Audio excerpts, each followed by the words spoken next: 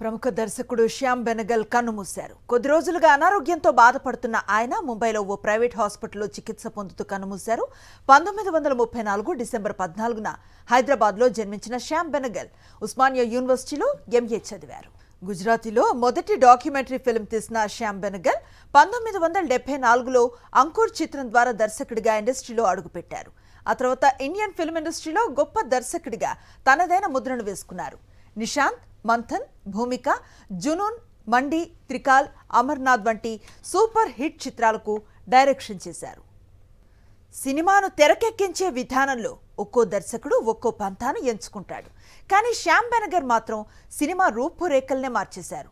రియాలిటీకి పెద్దపీట వేశారు. సినిమాను ఇలా కూడా తీయవచ్చా అని సినిమా ప్రపంచాన్ని ఆశ్చర్యపరిచారు. ప్యారలల్ సినిమా పరిచయం చేశారు.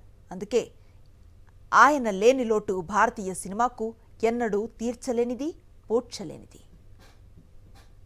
భారతీయ సినిమా గర్వించదగ్గ దర్శకుడు శ్యామ్ బెనగల్ 1934 డిసెంబర్ 14న హైదరాబాద్లో జన్మించారు.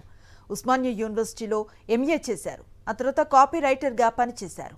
100 కొద్ది డాక్యుమెంటరీలను తీశారు. 1974లో అంకుర్ చిత్రంతో దర్శకుడిగా మారారు.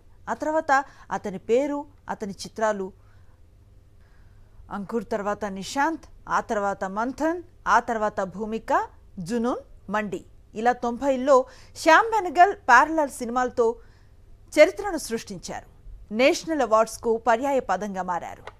శ్యామ్ బెనగల్ సినిమా అంటే నిజం, సమాజంలో ఏం జరుగుతుందో చూపించే అద్దం, అంతకు మించిన అత్యద్భుత దర్శక విన్యాసం. అందుకే కేంద్ర ప్రభుత్వం పద్మశ్రీ, పద్మభూషణ్, దాదాసాహెబ్ ఫాల్కే అవార్డులతో సత్కరించింది.